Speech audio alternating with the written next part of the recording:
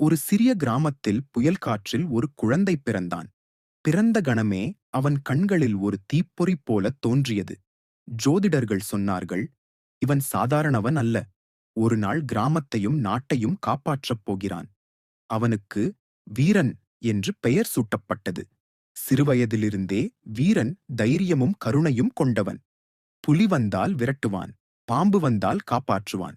மக்கள் அனைவரும் இவன் பிறவி வீரன் என்று அழைத்தனர். ஆனால் ஒரு அசுரன் கிராமத்தை அச்சுறுத்தினான். ஒவ்வொரு பௌர்ணமியிலும் வந்து விளைச்சலை கொள்ளையடிப்பான். மக்கள் பயந்து வாழ்ந்தனர். வீரன் சத்தியம் செய்தான், என் மக்களை பயமின்றி வாழச் செய்வேன். அவன் ஆயுதக் கலையை கற்றான்.